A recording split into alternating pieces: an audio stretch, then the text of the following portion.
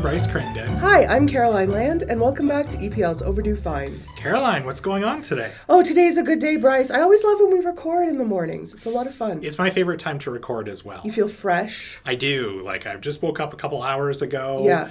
Grabbed some caffeine, and I'm ready to go. Wonderful. Those late afternoon recordings do a number on me. They're harder to be keep the energy up. Definitely. Yeah. But, we've got a couple guests today. I'm excited. Bring up that energy. Yeah, we have 2 first-time guests, and it's been a while since there have been 2 first-time guests on the show. Absolutely. So I'm really excited about that. And one of our guests, too, we're going to get into it in a moment, but she plays a really big behind-the-scenes part of Overdue Finds. Yeah. So let's welcome them in Yes. the studio.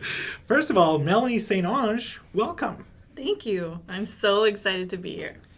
I had to laugh because a couple months ago, I don't remember who it was, might have been Katie Trzanski, was like, Melanie really wants to get on. No, you know who it was? It was Angelica Thompson, and I'm going to call her out right now for throwing Melanie under like that. She did. That's good. Yeah. We have a great topic today because we're talking all about adulting, yes, and especially, too, that ties into our City of Learners program here at the library. And Melanie, what's your role with that? My role is Manager of Adult Services and City of Learners.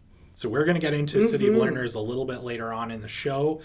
And as we teased it, welcome to the show for the first time, Meg DeForest. So excited. Welcome, this side of the Meg. microphone. Welcome, Meg. Meg plays a very important part in the production of Overdue Finds. And Meg, obviously you are a community librarian with us. Yep. But let everyone know about your behind-the-scenes work that you do on the show. Yeah, I'm one of the lucky editors of Overdue Finds, so I get a sneak peek at all the episodes and get to hear all of the outtakes, which are always hilarious. Sorry they can't make the show, guys, but it's a lot of fun. But I am excited to get to be on this side. Nice. You do an awesome job. We also have to give a quick shout out to our other editors as well. Camila Fida, who's actually been on the show before, as well as Haley Redpath, who hasn't been on the show yet, but we are looking to have her on in the future. Definitely. So before we get started today, we of course always encourage listeners to send us feedback on what they think of the show. And recently we received a Twitter comment about one of the books that we talked about on our road trips episode. So one of our former colleagues, Peter Schoenberg, sent me a note on Twitter because in that episode we were talking about the Everest book Into Thin Air. And he said, Into Thin Air is a gripping story. However, the author has acknowledged major errors, particularly related to the Russian climber Bokreev. I'm not sure how to pronounce that, but Nor am I. Somebody who's read the book knows who I'm talking about. He said also consider Into the Void. Interesting. So I've heard of Into the Void. I haven't read it. Anybody here read it? No, but it sounds interesting. Yeah. I also received a note from someone who wished to remain anonymous, but in terms of memoirs and road trip stories, this was both with Kingbird Highway, The Biggest Year in the Life of an Extreme Birder, which is a memoir about Ken Kaufman, who at 16 left high school, left home to drive across, or I guess travel across. I don't know if he was actually the one driving, but traveling across North America to see the most North American species of birds ever in a single year. So it's a travel story, it's a coming-of-age story.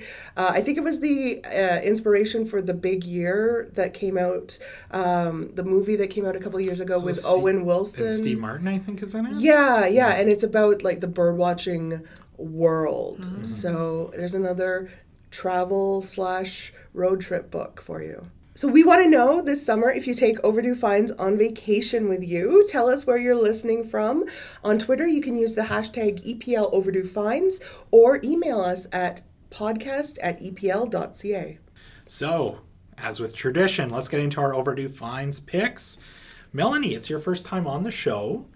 What have you been reading or watching or listening to lately? So it was really hard for me to pick only one. Right now I'm reading Chelsea Handler's Life Will Be the Death of Me, which is her latest memoir. And it's so good. It's basically, it's deeper than her other books. and she basically like recounts her therapy sessions, and it's fascinating. Wow. Yeah, she reveals some very interesting things. That's brave. It is. Yeah. It's very vulnerable, so I applaud her because it's definitely kind of off-brand for her, but she makes it her own. Like, she uses her humor to kind of make us, like, she talks about her dogs and how they're super fat and how she loves petting them because she gets in there.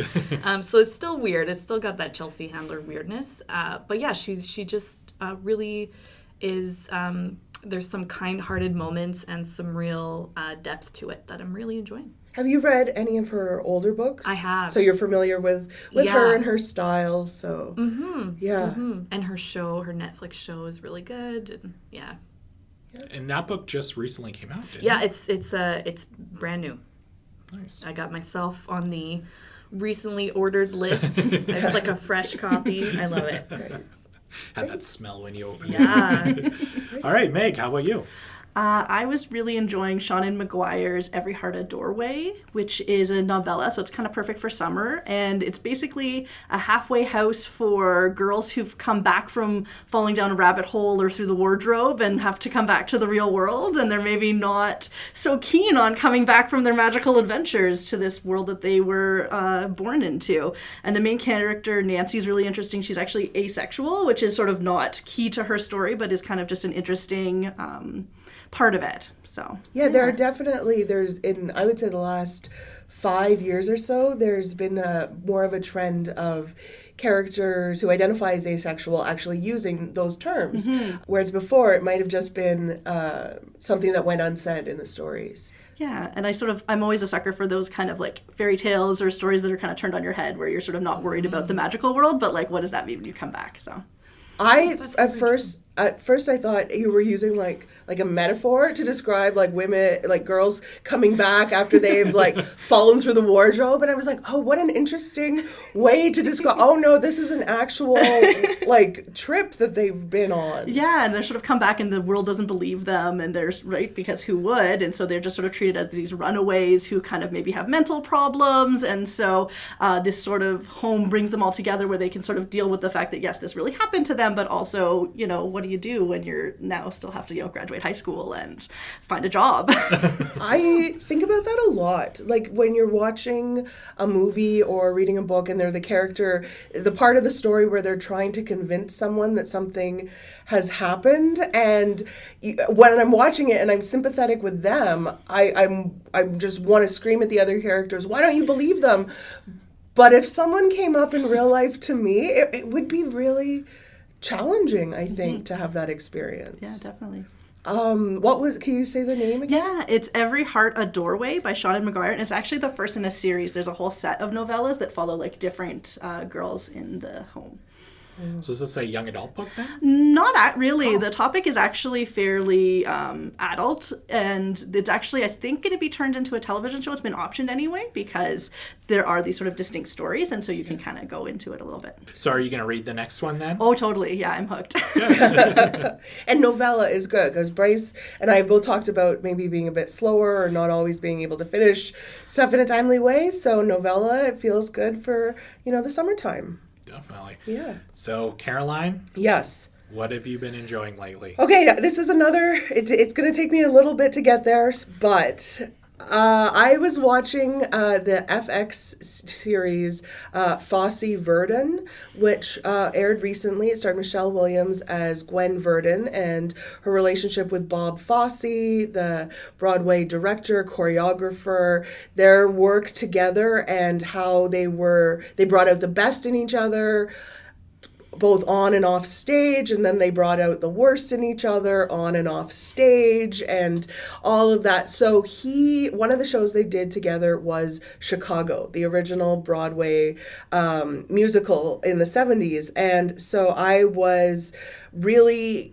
inspired to go and look for the movie version of Chicago that came out in the early 2000s. So EPL has copies available for that. But while I was looking for it, I found that EPL also has, through Canopy, a copy of the 1927 film version of Chicago. It was a play not the musical, but the same story as a melodrama set based on the 1926 Broadway play, and it was thought to be lost forever because not a lot of movies from 1927 have stuck around, but there was a secret print uncovered at Cecil B. DeMille's house. It was restored, and now EPL cardholders have access to it through Canopy. So I just find that such a cool story. I love the stories of films that they think have been lost forever, Yeah. and then all of a sudden it just happens to be sitting in a vault somewhere. Or someone's closet. Yeah, exactly. Yeah.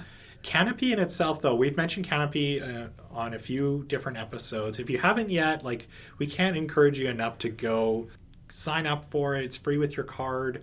You can get it on your phone or iPad. I stream it on through Apple TV.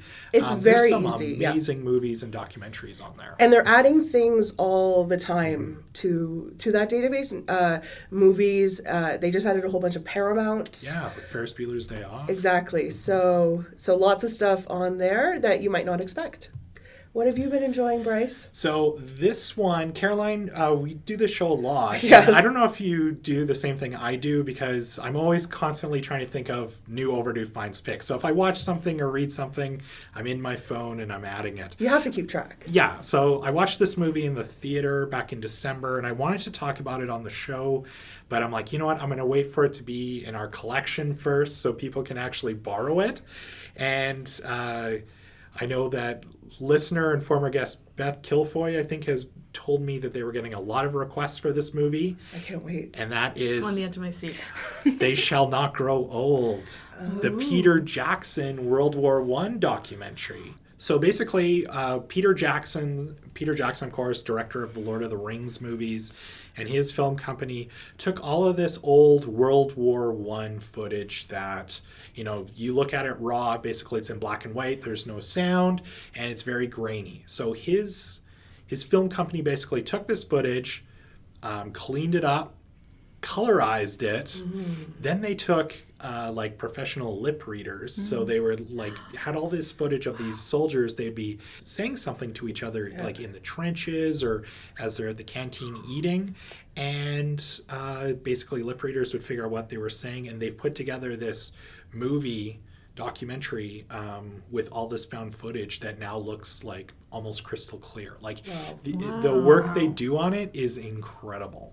It was actually, I think, a fairly, decent-sized hit, and I think it had a very limited run in the theaters late last year. So definitely, my advice to you is, I think right now, just because it's just coming in, like if you're interested in it, put a hold on it. Okay. We will be getting more copies of it in, but it's an incredible documentary, and I can't recommend it enough. Even if you're not a big war documentary person, you'll really enjoy this movie. They also go into the work that they did behind the scenes to bring this old footage to life. That's really interesting. I've seen a couple times online different places that have taken older pictures and added some gentle colorization to them, and just the way that it makes it come alive is really interesting. For there. Melanie, I know that you're really into photography and do a lot with pictures and images. What do you think about this kind of changing to make it more relevant and accessible? It's interesting because this trend has been going on for a long time, the colorization of old photos, and it used to look so tacky and terrible, but it's evolved so much, and recently I find that it does have that just sort of making things more accessible and sort of more, because there's something about black and white imagery that kind of is it's a little bit elegant or removed, there's a distance from it. Yeah. But when you see the color, it really becomes emotional. Bryce, when I was listening to you describe the lip reading piece of the documentary, I just wondered, are they talking about really sort of just silly day-to-day things, or is it heartbreaking? No, it was a lot. Yeah, I mean, some of the footage, if I recall, it was like, yeah, guys joking around with each other at lunch, and they're just, playing, there'll be a soldier and he's kind of dozing off, and they'll be like, playing around or, trying to scare him or something like that. So, and of course, too, like all of these soldiers, a lot of them really are just boys, in some cases, like 16, 17 years old. So it is heartbreaking that way. Right. But at the same time, though, it's nice because they are giving these soldiers who really didn't have a voice before more of a voice. So yeah, it's a really interesting, well-made documentary, and it's definitely one that people need to watch. Yeah, I will have to check that out for sure. Yeah. All right, so tickets for our next Forward Thinking Speaker Series event go on sale Wednesday, August 7th. You won't want to miss Dr. Chris Nowinski solving the concussion crisis on Tuesday, September the 17th. Dr. Chris Nowinski is a former WWE superstar who was forced to retire due to a concussion. He went on to co-found the Concussion Legacy Foundation with Dr. Robert Cantu to solve the sport's concussion crisis through education, awareness, policy, and research. You'll hear what Dr. Nowinski and his Boston University team has learned from studying the brains of over 500 athletes and veterans and his vision for changing sports to protect athletes. Tickets go on sale Wednesday, August 7th at epl.ca/speaker series, and tickets are just $10 each. I'm really excited about this event. I think it's going to be really interesting, and I think there's going to be a lot of interest in what he has to say, because there are a lot of people who've been touched by this issue or curious about what the science is. I think it's changing how people see sports, especially sports for children, and yeah, I think it'll be a really, really interesting evening. And quick teaser, we're actually going to be interviewing Dr. Nowinski on the podcast, so I'm really looking forward to that discussion with him. Me too. But today we are here to talk about learning and City of Learners. Melanie, we touched on this a little bit at the beginning.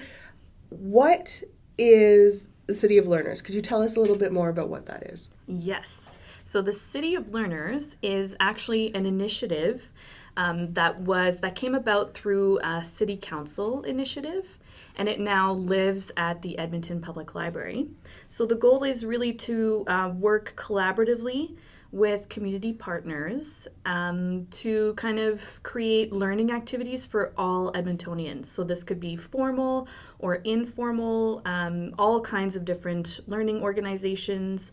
And yeah, the idea is really to just create inclusive learning opportunities for all Edmontonians. I love that idea. I love what it says about Edmonton as a city and about the commitment to lifelong learning. And when I was thinking about this and Edmonton being a city of learners, or rather Edmonton having this City of Learners initiative, I was trying to think, what do you think it means for Edmonton to be a city of learners? I think compared to other places I've lived, because I've moved around a lot, Edmonton is definitely committed to like that kind of community and helping each other and just kind of learning from each other in a really interesting way, as opposed to it's sort of like, I think sometimes people hear learning and they think a teacher and school, whereas I think of City of Learners as a lot more of a community and how can we kind of share that knowledge that people have. And I think that's one of the really great things about Edmonton is that kind of community sharing with each other. Mm-hmm. I wonder if part of it is related to like that feeling that you're referring to of the fact that we are kind of geographically isolated, and so there's a little bit of a like a small town feel in a really big city, and part of the small town charm is that people are kind of forced to rely on each other in a way that wouldn't necessarily come up in a bigger center. So I think we've kind of capitalized on that, and it is really kind of a very inclusive way of looking at this thing that we all do. So why not kind of create a welcoming way for everyone to do that, and to just open it up so that everybody can share with each other. I've really noticed, and I'm sure like I didn't grow up here, but it just seems like really over the last few years there's been this really big wave of not only people wanting to like learn new skills, but also just kind of coming together as a like as a community hub and just to kind of learn with each other. I think of a couple of years ago through our makerspace, we did we partnered up, I believe it was with Startup Edmonton. We did this big maker fair, and there's all these people that came out, and what was really encouraging about it was not only adults but kids as well. So there was different activities for kids to do, but then adults came in. I think they learned how to make, like, I don't know, cheese or something like that. It was really neat to see. Yeah, and I think Edmonton has such a diverse kind of menu of learning options, where we have the more formal education with post-secondary and having something like, the 2 university campuses right here in the city. Then we also have experience learning, or the opportunity, the theater community in Edmonton is so strong all year round. Edmonton being a festival city, and in the summer having so many opportunities, whether it's going out and experiencing art or the Street Performers Festival,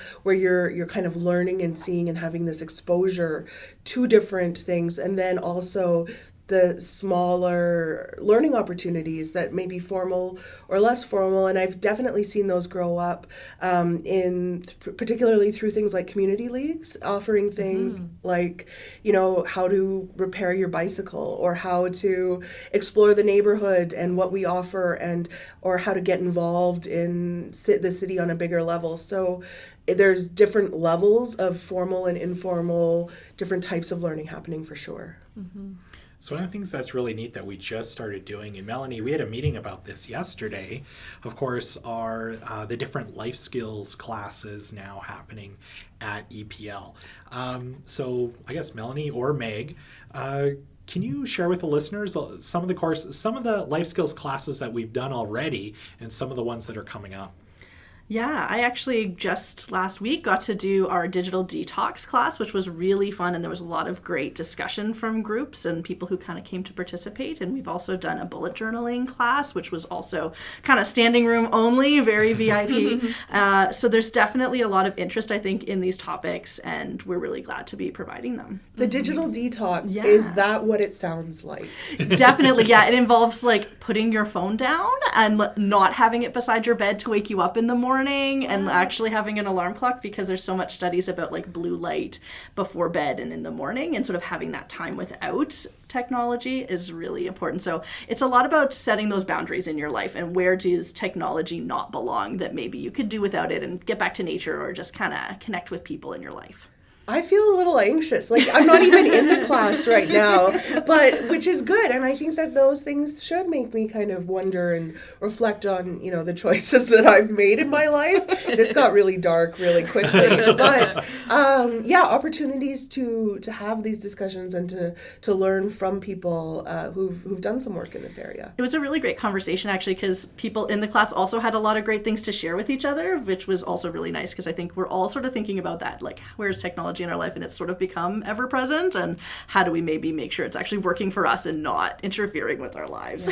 Well, that's why you should subscribe to Overdue Finds, the podcast, because then it will just update automatically, and you don't have to always have your phone with you to download the latest just episode. looking on your podcast app and be like, hitting refresh. When's that new episode? For 2 weeks, like, where is it? It's funny, I was at the movies last night, speaking of digital detox. I was at the movies, and I think we should almost do like a PSA for digital detox at the movies. Yeah. People need to start turning off the phones during the People movies. not doing that? People still don't do that. Wow. Just, That's just you're shocking there, you to me. paid money to watch a movie, just turn off the phone and relax. You're probably not a heart surgeon. Everybody can wait 20 minutes to talk to you. It's okay. Definitely. Yeah. Melanie, why do you think these classes are a good fit for the library? Because obviously there's still that stigma around, and we hear it every day. Oh, like, you guys must love working at a library. You get to read all the time, or you guys just have books. Like, why Or do you think... people still use the library? Yeah, that's a good one too. Yeah. Yeah.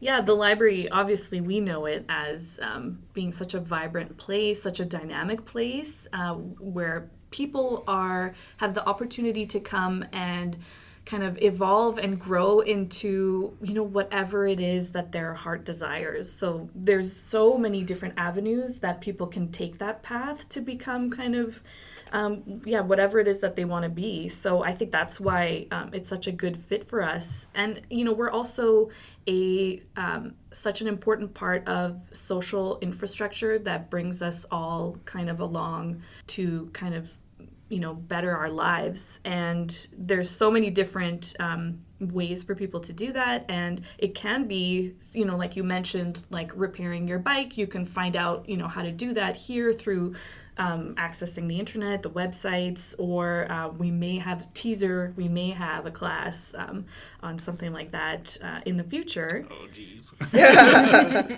But it can also be something like getting yourself up to speed on how to use Word. And that's where we come in. The library really is, I think, still such an important equalizer in our society. And these classes, like life skills, truly is life in all of its breadth and depth. So. Yeah, one of the things we talked about in the episode about The Public, the movie with Emilio Estevez, was how libraries, because they are a place for everyone, there isn't that immediate indication of why someone is going to the library. And if they are coming here because they want to connect with one of our outreach workers about housing, they don't have to go and stand under a giant sign that says, I don't have a home, or I don't have a place to sleep tonight. And so if I want to learn about PowerPoint, or I want to learn about sewing, or I want to admit that I can't put my phone down, I don't have to stand under a sign that says, I don't know how to do this. And so there's this kind of openness and acceptance about you can do whatever, you can learn whatever you want to learn here, and you don't need to kind of, you don't need, we're happy to help, but you don't need to let us know really what you want. Yeah. The pace is entirely your own. Where you're at, you don't have to divulge that, so you can kind of jump into all of these different learning opportunities whenever you're ready. I think there's something really beautiful about that, the informality, the casual nature of it, and I think it makes it feel more accessible to people, and we just see it happening all around us all the time. I think these classes really grow out of the great work that a lot of our staff do on desk. I think people are really meeting people where they are when they come in and they have that question. And so I think this is sort of maybe us taking that to the next level and sort of making it more obvious to people that it exists. But I think a lot of that great work really happens because we have such sort of a diverse staff who really will sort of just say, okay, let's figure it out together and kind of meet people wherever they are when they come in the door. So. Yeah, because you actually led the digital detox course, I did, right? yeah. So that was, I had to practice that myself. I'm not, I don't always do what I preach there, but yes, it is very important, I think, so. I think, too, one of the other pieces of this is that people often think of the library as a place for their kids. And we know that people often come back to using the library when they have kids and they're looking for either children's materials or bringing kids to one of the story times or preschool programs or the summer reading club that we're running right now. But it might not be where they've thought of for themselves or what exists out there. And I think the library, EPL, has also in the last few years really looked and said, okay, we're offering a lot for children and we've done this for a while. Where can we expand and where can we grow and what needs are we not meeting here as well? Yeah, one of the really fun projects that I've got to work on since I've come to EPL has been promoting a lot of these adult programs and classes, and it's been really, really interesting to see over the last few years to, evolve from us doing now these classes, and we're doing the adult summer reading club now, and definitely trying to engage with, that audience who might not have kids, so maybe they don't get to come into the library as often, or even just, people in general who want to learn something new. Absolutely. And I think coming out to the library for that's also a really great way to meet people in your community, that we have a lot of people who are isolated or maybe have moved to the city for work, and it's like ridiculous to make friends as an adult. I don't know how people do it. I don't know. It just happens accidentally somehow. And I think coming out to these kind of community events and meeting people is really a great way to just kind of see who's in your neighborhood and meet your neighbors. Yeah, we're discovering through these classes that actually this social component, which is not, we thought, actually it didn't really occur to us how important that would be. And I think learning, it turns out, is actually an amazing connector of people, which is a really beautiful thing. So while we were talking about doing this episode, we kind of referred to it jokingly as the adulting episode. Over the last few years, the term adulting has developed as a slang way of talking about people doing some of the basic adult skills and putting those into practice. What do you two think of this term, and why do you think it's gotten to be so popular? Well, I'm still not sure what I'm going to be when I grow up. So I think there's definitely a feeling of sort of like fake it till you make it around adulting. I'm quoting air quotes here because I think people do sort of try to do it, but maybe they don't feel like it's who they are. It's just a task that they're sort of doing. So it sort of makes it like a little bit separate from themselves. I think also social media, it just has a way of, first of all, uncovering everybody's super deep, dark insecurities, and then you bond over them, through like silly memes. But I think that there's something really sort of true and genuine about that.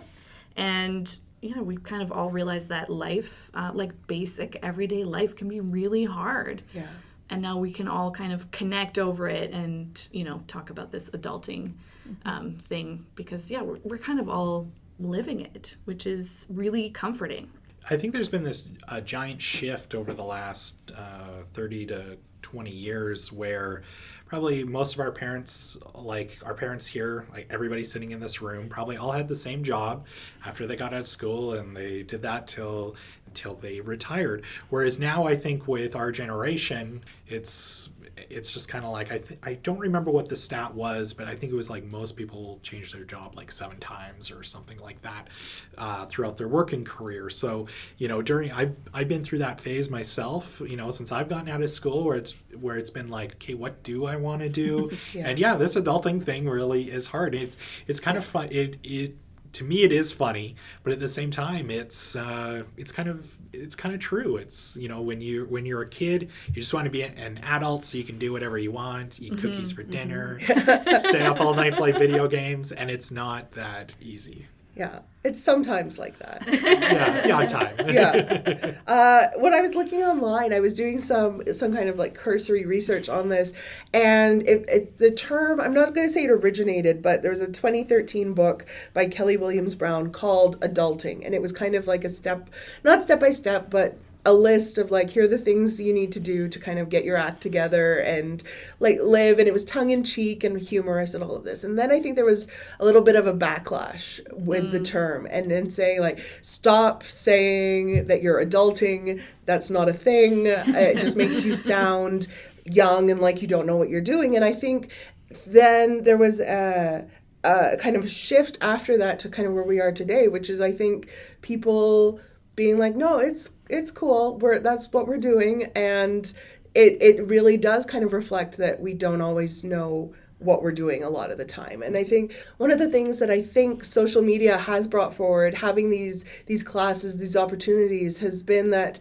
not everyone was really taught these things, and there are a lot of what we would consider to be life skills that I think for a long time were just assumed, well, everyone knows how to do this, and when you are an adult you do this. But if you're not taught, if you don't know how to do this, you're not going to do it. And so I think that there are these gaps that have kind of emerged of like, okay, you're telling me I'm an adult, I'm even willing to acknowledge that I'm an adult, but I don't really know what that means. I guess we all kind of have imposter syndrome for life. Yeah. Which is okay. I think it's okay to admit that. Even too, like just even people's interests as well. Like when you're an adult, I think of the stuff that I'm interested in, like, gaming or, old cartoons. Like when my dad was my age, he wasn't into any of that stuff. So it's kind of this weird shift too of, this generation just being okay with, what, technically on my ID it says I'm an adult, but these are things I like, and, that's okay. I don't have to be like serious adult all the time. Yeah, and I think that there are definitely cultural and social shifts as well, and the way that a household maybe ran when there was one parent at home and working primarily in the home, raising children or taking care of the home, doing those things, or had a domestic staff of whatever that might look like. The ability to kind of do things would be different. And I think being an adult looks the same in some ways and looks different in other ways. And I think that when people are coming forward and saying things like, actually, I don't know how to hem my pants, and I would like to so that I can hem my pants, the library can step in and be a place of like, hey, yeah, we'll teach you.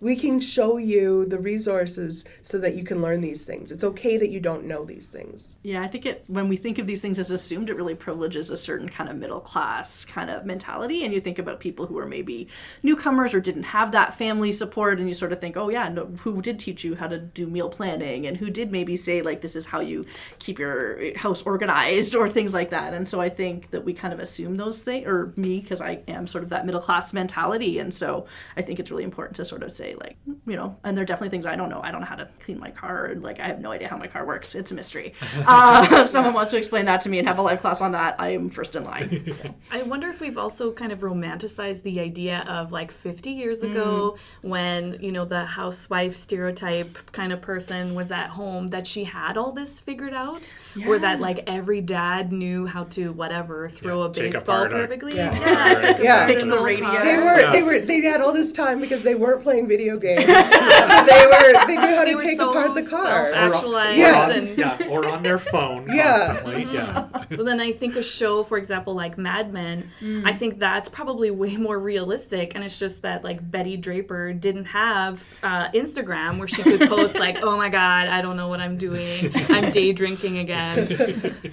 And if she did, it would just be pictures of her kids looking great. And you'd be like, oh, she has it so together. FOMO. So I think our takeaway here is that people have never known what they were doing, but the library can help. Yes. That sounds like where we've kind of landed on this. So that leads into, like, beyond the classes that we've talked about already, Melanie and Meg, what other resources does EPL have for people who might want to learn new skills?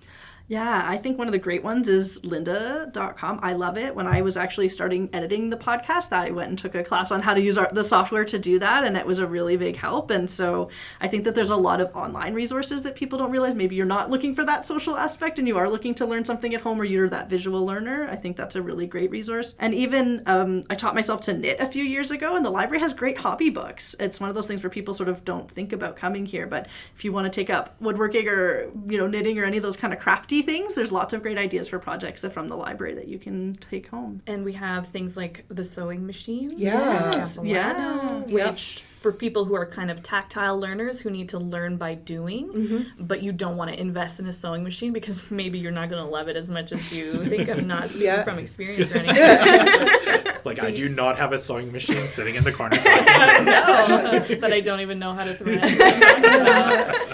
But that's something that the hands-on experiential kind of learning opportunities at our maker spaces are really cool too. Absolutely, and we are currently developing potential program plans so that we can have some kind of like intro to sewing machine class so that people can come in and check it out.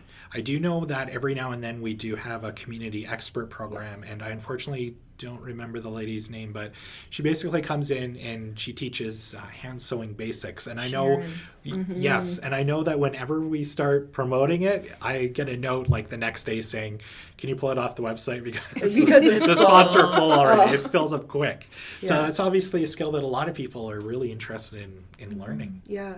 We also have a number of really great databases for language learning. And Melanie, you were talking earlier about people being able to go at their own pace. And with these, the lessons are all self-paced so that people have the opportunity to go back and reinforce and use what they're doing at the pace they want to do it with. Yeah, there's some great resources like BrainFuse and Celero too, where I sort of think guidance counselors are maybe wasted on kids in high school because like I really kind of wish somebody could go back and tell me what my skills are and where to learn things. And so there's definitely some databases there where if you're sort of thinking, I don't actually know, maybe I want to change jobs, maybe I don't know what I want to learn, and you're kind of feeling that uncertainty, that you can kind of access those as well. Before we get to our roundtable questions, Bryce, can you let everyone know what we will be talking about on our next episode, which will be available on Friday, August 16th? Caroline, I've been very excited about certain topics on the show before, but this one coming up, I think we've recorded part of it already. Yeah. I think it's going to be one of our funniest episodes to date. I think it's going to be really great. I'm really excited about it. Because in another Overdue Finds first, we're going to find out what's hot and what's not from some very special guests. Kids! So, you have to listen to Caroline and myself and other EPL staff members. Being adults, pretending like we know what's going on. Mostly that. And we're actually going to sit down with some kids who have a lot of opinions about books, movies, music, and more. And I think everybody's going to learn a little something from this episode because, I'm going to tease it just a little bit. Please do. Melanie, your son Luca was one of our first kids that we got to interview for this episode. And he gives, in my opinion, the greatest answer to a question we've ever asked on this show. Yeah. I'm also in the process of getting it approved for us to even be able to, for us to use the answer. It's hilarious. Of my proudest moments as a mother, definitely, that my child is saying, slightly inappropriate things, but that was so funny, and I think it's a great idea. I can't wait to listen. I'm really excited. It's definitely unfiltered. It is. The kids are just very clear on what they do and they don't like, and why they like what they like, and I know I'm going to be learning so much from these episodes because there are things that I have never heard of before. Dogman in particular. If anybody doesn't know what Dogman is, you'll get a great crash course in it on our next episode. So we're really excited about that episode coming up. All right, so before we wrap up today, let's do a couple quick roundtable questions. Meg, we're going to start with you. What new skill would you personally like to learn?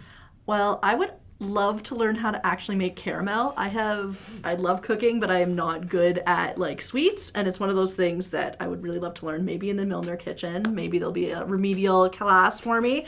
I would really love to learn how to make that. All right. Melanie, how about you? Well, I really waffled, and because there are a lot of skills that I don't have. It's maybe pottery or gardening. One thing is that I feel that makes me a bad feminist is that I can't use a power drill, and I always have to ask my husband to do it, and every time I'm I need to learn how to do this properly. And then I thought, but actually what I really want to learn, which is totally off-brand for me, is wingsuit flying. Have you guys seen that? Yeah. It looks like if you could conquer your fears enough to actually get yourself into a suit and jump off a mountain and just catch the wind, I feel like you would know that you can do anything. So I'm picturing ultimate life skill. I'm picturing something that was like a flying squirrel. It's definitely exactly that. Okay. Yes. Yeah, you've probably seen clips of it somewhere. It's it gives me stress watching it. And I have all the respect in the world for people who know how to do it, because I can't imagine doing that for the first time. Right? Yeah. It's quite a leap of faith into, and of trust into your own capability as a human being to be I can do this and I won't immediately die. That's amazing. I will never do it, but I think that's the, apex of what I'm aiming for. Wow. I was with you on the power drill class. You might do the flying alone, but I'm kind of the same, where I wish I knew more about how to fix things, and mine that I specifically go to is plumbing, because I'm terrified of water. Not to swim, I'm okay being around water, but to me water has such destructive powers that when things go wrong, they can go really wrong really quickly, and I would like to be able to confidently be able to handle some of those things when they happen. So I think mine would be plumbing, but let me know when you go to the power tools one, because I will also sign up for that. Great. Bryce, what about you? I will probably have to join you guys at the power tools Nice. one, because wingsuit flying? Oh yeah, I'm terrible at it. Cheryl is Yeah. the handy person in our house. Yeah. Cheryl, teach us how. You can be the leader. Yeah. Absolutely. So mine, Melanie, is a photographer. You'll enjoy this one. Mine is picture framing. We have a lot of pictures at home that I need to get framed, and the thing is getting like something framed professionally is really expensive. It Yeah. is. So much. Yeah. Yes. I recently was at the Calgary Comic Convention, and I bought this giant poster, like RoboCop movie poster, and had Peter Weller sign it. Afterwards, Cheryl was like, do you realize how much it's going to cost for us to get that thing framed? It's like this giant 24 by 36 poster. So, yeah, for me, I wish I knew how to do that myself and for it to look good. How far back are you starting? Are you cutting the wood and crafting it? I don't know. No, I want to be able to maybe like go get the pieces somewhere and then just put it together myself at home. And being able to like have that eye too. Yeah, adjust definitely. it. I think so. I know there's a lot of work that goes into it. So Yeah. that would be mine. Next life skills class, we should do Yes. that. Yeah. It's a little niche, but I think It's very I can niche, make it work. yeah. I don't know though, because I think like when you look at something like the comic expo or the places we're going, like people have this with they have things that need framing. So I think if we just tell them they need to know how to learn this, then they'll be like, oh, I don't know how to do this, and they'll come to our class. Definitely. All right, so last question. What is one thing or skill that you think everyone should be taught in school? Melanie, you have obviously Luca's in school, so what's something that you would love for him to learn there? I think, and I know some schools are doing this now, they're focusing on mindfulness and meditation and emotional regulation. I think those things need to be standard, like high school, junior high. Those would have been much better experiences if I had known, how to kind of center myself and how to focus on myself, but also let things go. Those are such important, just everyday, how to go through life kind of skills. So yeah, that would be my big push. Is mindfulness. That's a great one. All right, Meg. Well, I think based on our previous discussion, everybody's going to agree with this one, but just some basic DIY skills. I feel like all I learned in shop class was how to make a piggy bank in the shape of a duck, and that has not really served me as an adult. So even just some like how to do painting your house, how to put up shelves, some really basic stuff I think would be way more helpful. That'd be good. Yeah, I think I had shop for like 1 year in junior high, and then that was it. And as a person who asks about where the left-handed hammer is, I could have definitely used more shop for sure. I had to think about that one. My answer was around kind of money and personal finances. And I think being able to budget, saving, knowing how, interest and even how taxes work. I was a little torn on this because I do think it becomes more relevant at a different age, and so you're maybe more likely to want to learn about it maybe after school. But if there was at least like the basics that are taught, I think that would go a long way. Yeah, I remember, I think maybe in junior high or first year of high school doing a little bit of budgeting, and that was it. And it was off to math that you would have no use for out of school. So. I also had budgeting down, but I put a second one just because I figured somebody else was going to say it. I don't want to get too political with my answer, but I'm not sure. There's probably a proper word for this, but something about like how to spot fake news. Like just with social media and kids are getting on there at a younger age and they have access to, all these stories online. I hope that that's something that they do start teaching kids in school. Just how to spot the nonsense. You, Bryce, you've just engaged 3 librarians on information literacy, so which could easily be a topic of another podcast. Danger.